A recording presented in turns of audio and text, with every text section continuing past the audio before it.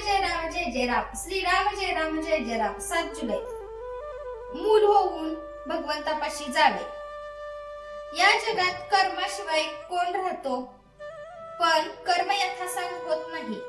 याचे कारण आपण कर्म कशा करिता करतो याची जाणीवच होत नाही आपल्याला. अधिष्ठानाशिवाय कर्म साधत नाही.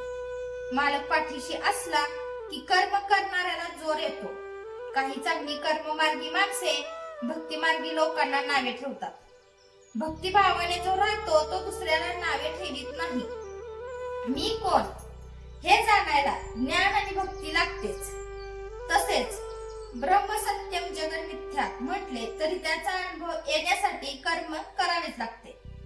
उपासना भगवंताला ओळखून करावी. लहान मूल आईकडे डोळे करून मुकाट्याने दूध पिते, त्याप्रमाणे समर्थासारख्यांनी जे सांगितले ते आम्ही निमूळपणे करावे. डोळे मिटून जितके काम होईल, अंधश्रद्धेने जे होईल ते अभिमानाने ज्ञानाचे डोळे उघडे ठेवूनही नाही होणार. मूल होऊन भगवंताला ओळखावे. याला अडचण एकच असते, माझे शहाणपण आड येते. भक्त मुलांसारखे वागतात म्हणून त्यांचे लाड देव पुरवतो.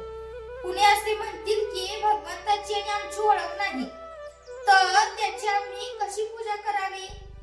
त्याला ओळखल्याशिवाय मी भजन करणार नाही. हे म्हणणे वेडेपणाचेच आहे. भगवंताला पुष्कळ मार्गाने ओळखता येईल. पांडुरंगाकडे जाण्यासाठी काही मार्ग आधी अक्रमणे जरूर आहे. संतांनी अखंड जागृत राहण्याचा मार्ग सांगितला.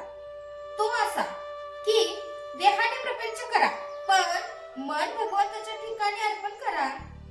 मन भगवंताच्या ठिकाणी स्थिर झाल्याशिवाय इतर काहीही करून उपयोग नाही. ध्येय सत्य असल्याखेरीज चित्ताची स्थिरता होत नाही.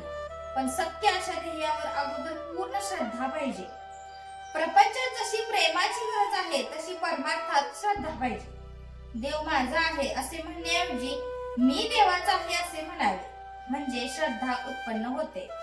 समुद्राचा तरंग असतो, तरंगाचा समुद्र असतो असे नव्हे.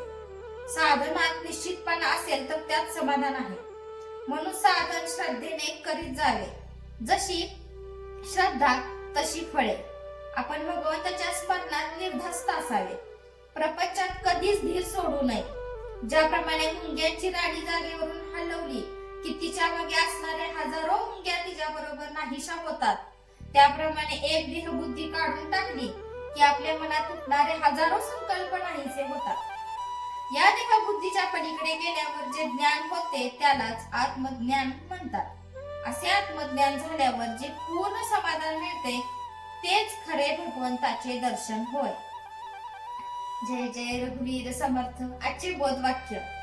भक्ती मार्ग हा प्रेमाचा मार्ग आहे.